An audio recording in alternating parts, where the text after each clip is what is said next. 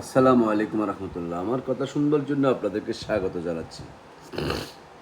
বাংলাদেশ জাতীয়তাবাদী দল আজকে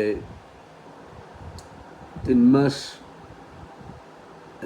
প্রায় 1 সপ্তাহ হতে চলছে বা 3 মাস হয়েছে ক্ষমতায় গিয়েছে। বাংলাদেশ জাতীয়তাবাদী দল একটা জনগণের দল। এটা জনগণের দ্বারাই প্রতিষ্ঠিত। শহীদ প্রেসিডেন্ট জিয়াউর রহমান, দেশনেত্রী বেগম খালেদা জিয়া, সর্বশেষ জনাব তারেক রহমানের নেতৃত্বে এই দল মাটি ও মানুষের অংশগ্রহণের মধ্য দিয়ে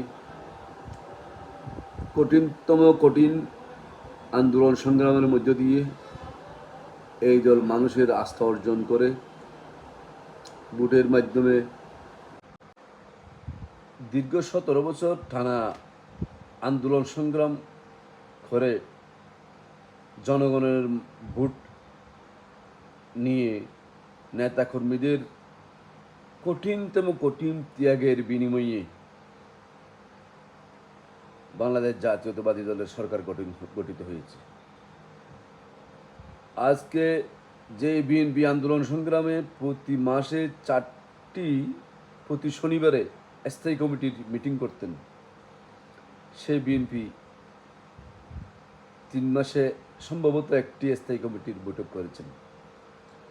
দলের কি অবস্থা, দলের তৃণমূলের কি অবস্থা, নেতাকর্মীদের কি অবস্থা, নির্যাতিত নিষ্পেষিত নিহত আহত পরিবারের সদস্যদের কি অবস্থা, ব্যবসা বাণিজ্য তাদের ধ্বংস হয়ে গেছে, যারা রাজনীতি করতে গিয়ে যারা ঘরে থাকতে পারেনি, যারা যাযাবরের মতো জীবন যাপন করেছেন তাদের কি অবস্থা, যারা আন্দোলন সংগ্রামে শত মামলা মহদ্দমা হয়েছে, যারা ঠিকভাবে গড়ে থাকতে পারেনি, ব্যবসা বাণিজ্য করতে পারেনি তাদের কি অবস্থা, যারা চাকরিচ্যুত হয়েছেন, যারা বেকার জীবন যাপন করেছেন, আর যারা ধান খেতে জীবন অতিবাহিত করেছেন তাদের কি খবর, আর যারা স্ব অবস্থানে আরামে জীবন যাপন করতে পারতেন তারা সুন্দর জীবন যাপন না করে এই দলের পিছনে গুড়গুড় করেছেন, আন্দোলন সংগ্রামকে বেগমান করেছেন, তাদের কি অবস্থা। দল আজ তাদের কারো খবর নিচ্ছে বলে আমার মনে হয় না। দল কিসের উপর চলছে?